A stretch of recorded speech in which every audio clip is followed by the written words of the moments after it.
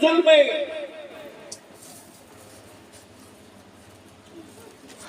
लेकिन मुर्शिदाबाद पर सब सबक पढ़ाने ज्ञान देने आ गए। मैं इसकी सख्त निंदा मजम्मत करता हूं। किसी मजहब का कोई हो, आप अपनी बात करो, अपने हक की बात करो। किसी की दुकान और मकान जलावे कोई और इल्जाम मेरे बच्चों के सर पे बढ़ा जाए। दीदी को भी इस इजलास के जरिए मैं कहना चाहूंगा कि इसकी अदालत के जरिए जांच कराइए, इसलिए कि इसके अंदर से महक आ रही है कि हमारे बच्चों को बदनाम करने के लिए कोई साजिश रची गई है, ताकि पूरे मुल्क में जो गैर मुस्लिम इसके खिलाफ वक्फ बिल की हिमायत में खड़ा हो रहे हैं, उनको रोका जा सके। उसकी प्लानिंग का हिस्सा है। इसकी जांच होनी चाहिए। बोलो, होनी चाहिए कि नहीं? जी। होनी चाहिए कि नहीं होनी चाहिए? जांच अगर कोई जज कर दे बढ़िया से तो जरूर निकल आएगा कि मुसलमानों को बदनाम कराने के लिए, इस लड़ाई को कमजोर करने के लिए और हिंदू मुस्लिम को बांटने के लिए ये हरकत कराई गई है।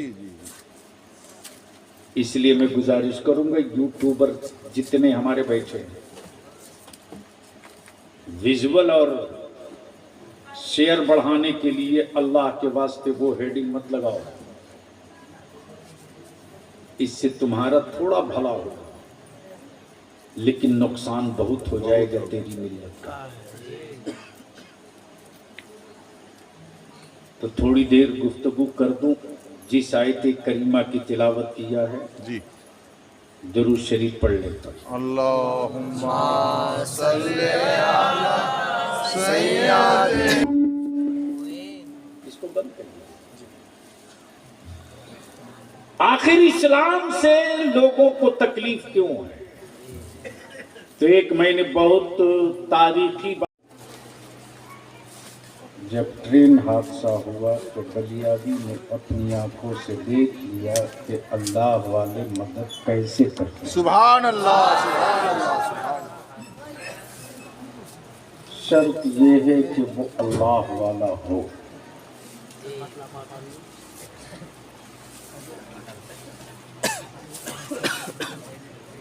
यहाँ के नौजवानों की मोहब्बत, खुलूस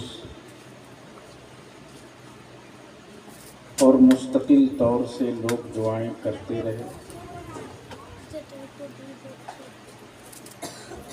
सच ये है कि जब कोई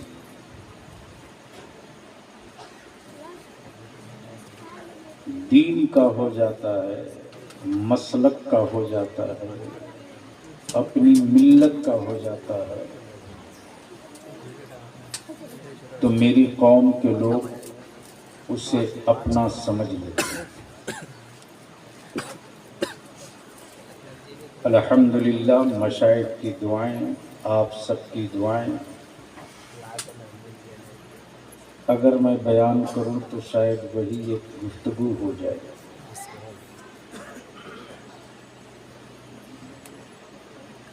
यहाँ के नौजवानों की मोहब्बत और खुलूस हमारे सट्टारी से भी, मोथावाड़ी से भी, पंडवा शरीफ से भी, पूरे इलाके से, सट्टारी के सदर साहब वगैरह, हमारा ये सफील्ला बाबू, यहाँ तक कि चांचल से कुछ नौजवान पटना तक पहुँचे, जिनको ये भी नहीं मालूम कि मेरा घर कहाँ है, मैं रहता कहाँ हूँ, लेकिन स्टेशन से पूछते पूछते रमज़ान में कई बच्चे पहुँचे। ये खून का रिश्ता नहीं है, ये बिरादरी का रिश्ता नहीं, ये बंगाली और बिहारी का रिश्ता नहीं है, ये मुस्तफ़ा जाने रहमत की गुलामी का रिश्ता है। और यही रिश्ता मेरी पहचान है, और यही रिश्ता कल क़यामत में हम सबकी पहचान कराएगा। और इसी रिश्ते को बचाने के लिए बरेली के इमाम इश्को मोहब्बत आला हजरत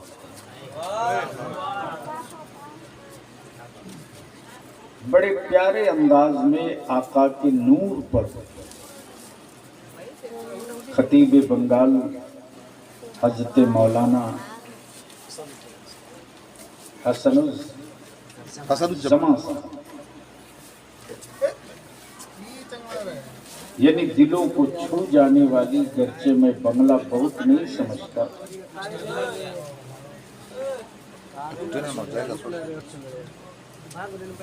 लेकिन सच ये है कि नबी का जो आशिक होगा वो और कुछ समझे न समझे, लेकिन जहां उनकी बड़ाई होगी उसे जरूर समझेगा। सुभान अल्लाह, हक बात है।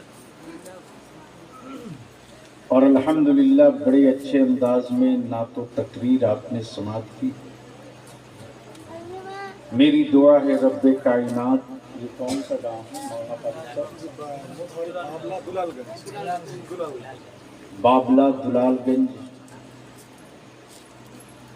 मोथाबाड़ी और जहाँ जहाँ ईमान वाले बसते हैं, हमारी कौम के, हमारी जमात के नौजवानों को, बुजुर्गों को, माँ बहनों को, बेटियों को अल्लाह ताला उनकी जान माल इज्जत आबरू की हिफाजत करे। आमीन।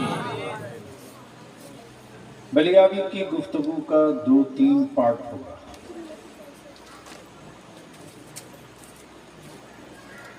दुनिया में किसी कुफ्र को किसी से कोई डर नहीं लगता, लेकिन तन्हा इस्लाम है जिसे सारे जमाने का कुफ्र कांप रहा है। इरशाद है, इरशाद है। आखिर वजह क्या है? जबकि मेरे पैगंबर सल्लल्लाहु अलैहि वसल्लम ने अपनी उम्मत को, अपने आशिकों को, अपने गुलामों को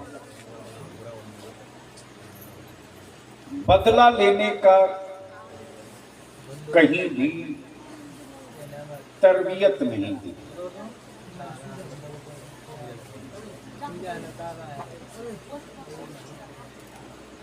क्या हो गया? बंद कर दो।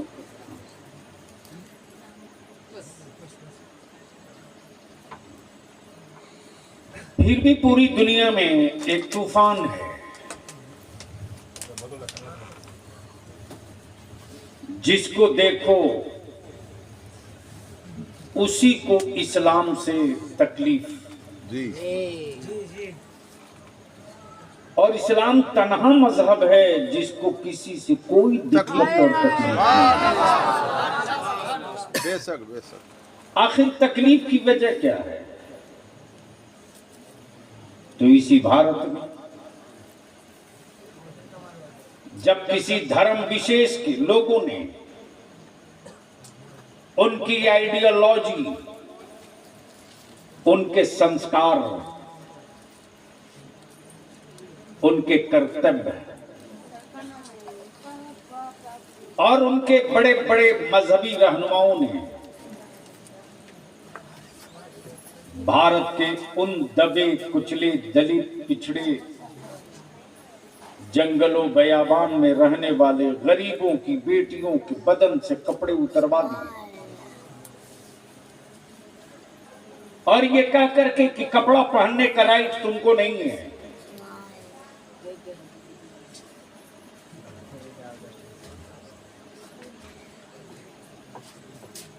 तुम्हारी बेटियां यूं ही नंगे रहेंगी और सामंतवादियों की औलादें उन्हीं जिस्मों से अगर खेल जाएं तो उस पर कोई कानून या कोई हुक्म या कोई अदालत सजा नहीं सुनाएगी। लेकिन इसी भारत में एक इस्लाम का शहजादा था जिसका नाम हैदर अली खान टीपू सुल्तान था। जी जी बेशक बेशक। जब इक़्तिदार की कमान संभाला तो ऐलान आम करके बोल पड़ा, कि भारत की किसी की भी बेटी हो वो भारत की बेटी है, और जितना सबको अपनी बेटियों का हक है उतना ही इनकी बेटियों का भी हक है। जी जी जी बेशक बेशक। इसलिए अब निकल गई है तलवार टीपू सुल्तान की। देखता हूं कौन दलित भाइयों की बेटियों और उनकी बहन और उनकी माओं के बदन से कपड़ा उतार ले।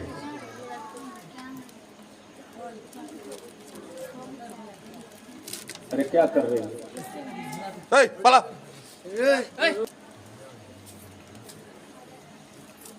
अमेरिका से लेकर इस्राइल तक, भारत से लेकर हर उस मुल्क तक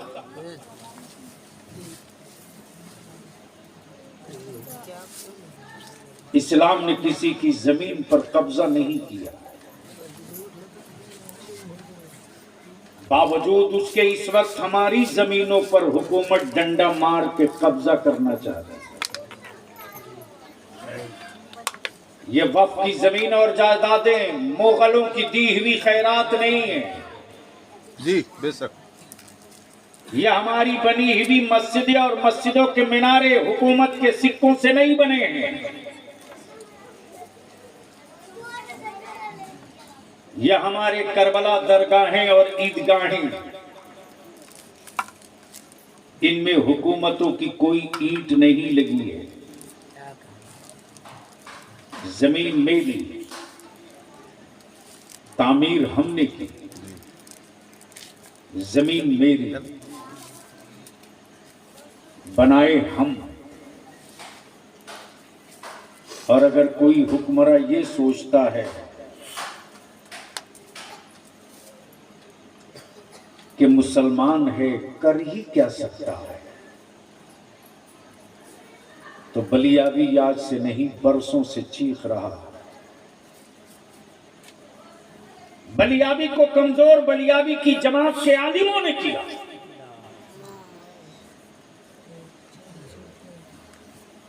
बीस साल पहले मैं बिहार, बंगाल, झारखंड, उड़ीसा में घूम घूम कर कहते रहा, फार्म जिला जिला भेजते रहा कि अहले सुन्नत के लोगों अपनी अपनी मस्जिद, अपने अपने मदरसे, ईदगाहों की डिटेल भर के डायरेक्टरी बना लो। जी लेकिन आलिमों ने नहीं तवज्जो नहीं दी। बरसों से चीख रहा हूं, नशा से बाहर निकलो। सिर्फ दारू का ही नशा नशा नहीं होता, सिर्फ शराब का नशा ही नशा नहीं होता।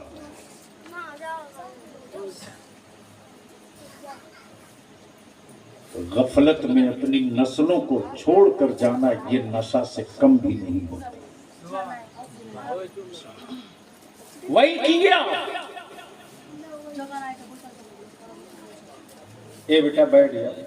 की रे सो गुफ्तगू बड़ी संजीदगी से सुन लीजिए। मैं जानता हूं कि इस वक्त हमारे बच्चों को तरबूज बना दिया गया है। याद होगा इसी मालदा के कई इजलास में मैंने कहा था ये सेकुलरिज्म और कॉम्युनलिज्म धोखा है, धोखा। सबको हमसे सत्ता चाहिए, हमारे बच्चों का हक कोई नहीं देगा। जी हमारा वोट सबको चाहिए, लेकिन हमारी हिफाजत के लिए कोई आगे नहीं आए। सारी सियासी पार्टियों के लीडर कह रहे हैं कि वक्फ बिल खिलाफ है। बिल्कुल है, लेकिन अगर हमसे हमदर्दी है तो चाहे किसी भी सियासी पार्टी के लीडर हो, उसका गट्टा और कलाई पकड़कर बोलो कि हम तो जख्म खाए हैं, सड़कों पे निकलेंगे ही। तुम अपनी पार्टी के झंडा और बैनर के साथ गैर मुस्लिमों को लेकर प्रदर्शन करो तो मैं जानूंगा कि मेरे साथ हो। वरना जो हालात हैं वो ये हैं कि हमारे 50 से 55 बच्चे मुर्शिदाबाद एहतजाज में जेल चले गए।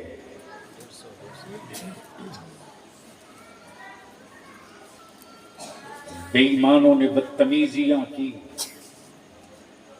इस्लाम किसी भी उस काम की इजाजत नहीं देता जो इंसान को तकलीफ पहुंचाने वाला हो। जी जी बेशक बेशक।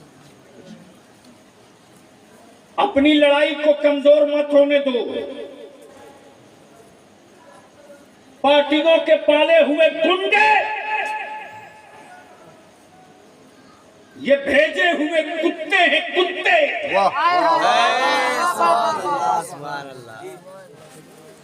जो गलत हरकतें करते और बदनाम आलिम और मुसलमान होता। जी जी बेशक बेशक।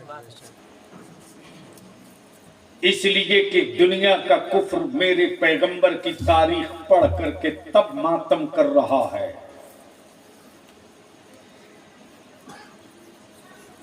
इस्लाम बदला नहीं लेता, इस्लाम बदल देता।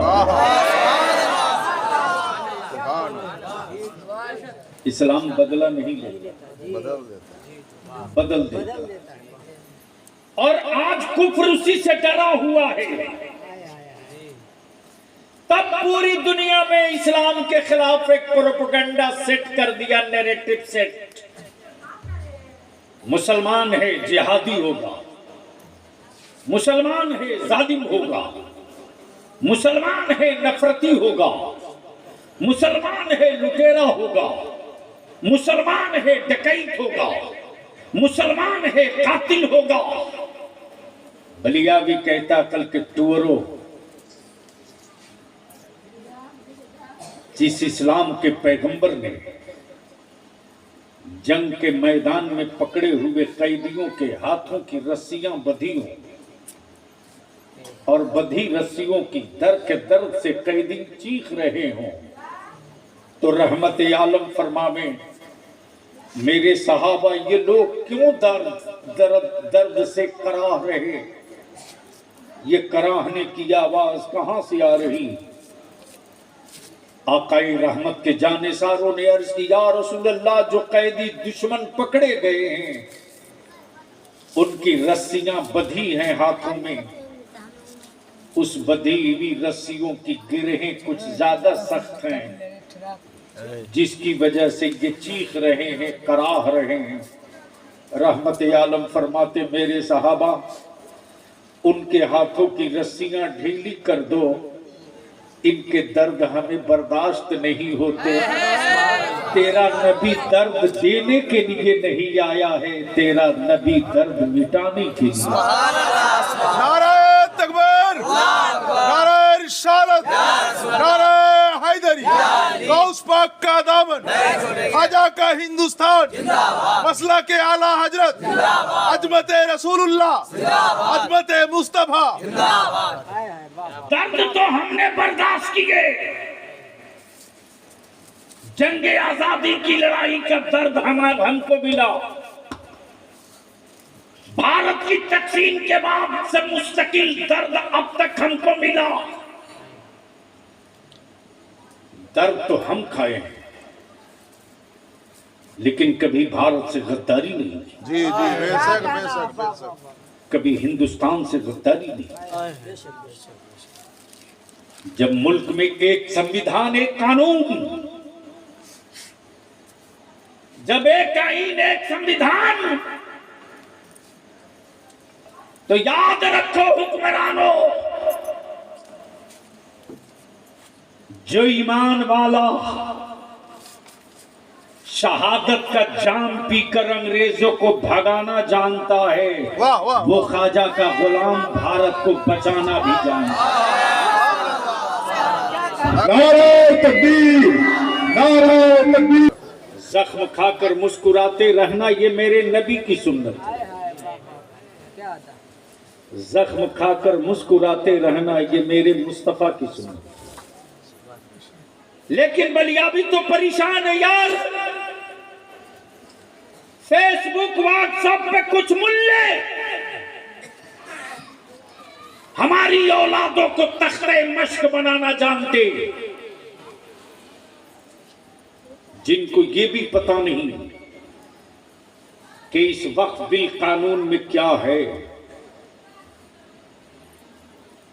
वो कहते कि बलियावी साहब क्या कर रहे हैं, इनका जमीर कब जागेगा। और जब बलियावी कहता है कि 10 अप्रैल को मैंने मीटिंग बुलाई है, आपका जमीर जाग गया हो तो मीटिंग में तशरीफ लाइए, तो कोई जवाब नहीं मिलता। जो पहला काम है वो ये है कि हमको गैरों ने नहीं अपनों ने लूटा। चाहे हिंदुस्तान के बंगाल का वक्फ बोर्ड हो या बिहार का हो या यूपी का या गुजरात का या महाराष्ट्र का या कहीं का, हर वक्फ बोर्ड का चेयरमैन मुसलमान था। हर वक्फ बोर्ड का, हर वक्फ की प्रॉपर्टी का मुतवल्ली मुसलमान था। फिर वक्फ की जमीनें बिकी कैसे? वक्फ की जमीनों को बेचा किसने? और जिसने बेचा उस पर कानूनी कार्रवाई करके जेल भेजा क्यों नहीं? बलियावी को खूब पता है कि वक्फ बोर्ड में जो लोग बैठे हैं वो गैर मुस्लिम नहीं मुसलमान हैं। क्लर्क भी मुसलमान, किरानी भी मुसलमान। लेकिन अगर कोई चला जाए वक्फ बोर्ड में मस्जिद के काम से, मदरसे के काम से, दरगाह खानकाह के काम से, इमामबाड़ा करबला के काम से, तो वक्फ बोर्ड में बैठे हुए जो कर्मचारी हैं समझते हैं कि खुराक आ गई है, जितना नोच सकते हो इसको नोच के खा जाओ। इससे भी आप इनकार नहीं कर सकते। लेकिन लड़ाई तो होगी। अच्छा, एक बात मैं पूछूं कि लड़ाई समझ कर लड़नी चाहिए या बगैर समझे लड़नी चाहिए? समझकर। जोर से बोलो ना। समझकर। इतने बड़े मजमे में कोई एक आदमी है जो हमको समझा सके कि इस कानून में हमारे खिलाफ कौन कौन सा पॉइंट है?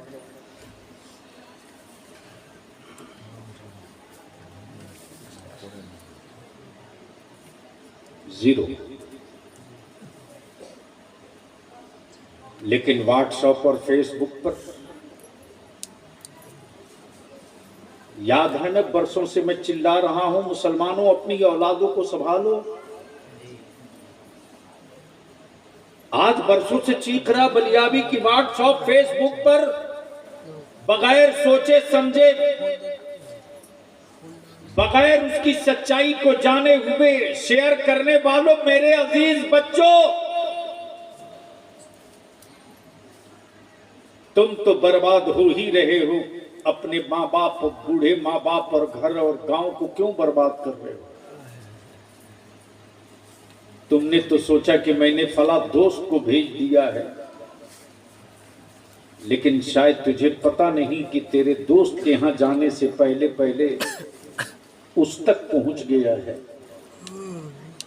जिसके जिम्मे एक ही काम है कि मेरा निशान कैसे मिटेगा, मेरे बच्चों को दहशतगर्द कहने का मौका कब मिलेगा। यूपी में बुलडोजर नंगा नाचे, कोई कानून नहीं। एक हरामखोर नहीं बोला ये जुल्म है।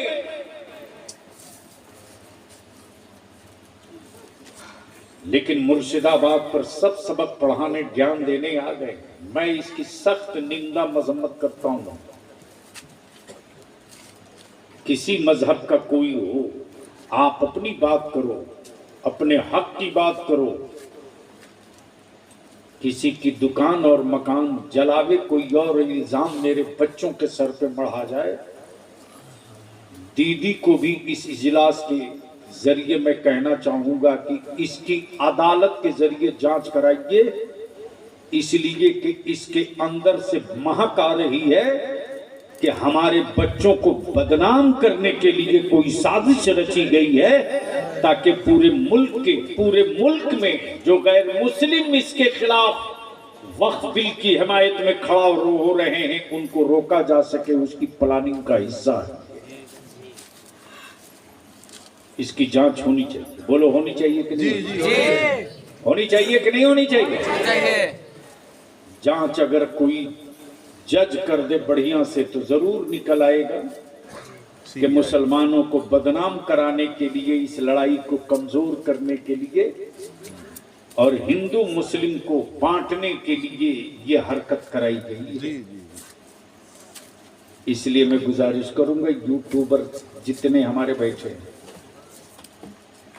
विजुअल और शेयर बढ़ाने के लिए अल्लाह के वास्ते वो हेडिंग मत लगाओ,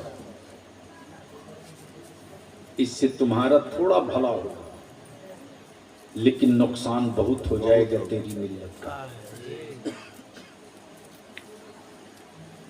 तो थोड़ी देर गुफ्तगू कर दूं। जिस आयत करीमा की तिलावत किया है जी, दुरूद शरीफ पढ़ लेता हूं। अल्लाहुम्मा सल्ली अला सय्यिदना। इसको बंद कर दिया। आखिर इस्लाम से लोगों को तकलीफ क्यों है? तो एक मैंने बहुत तारीखी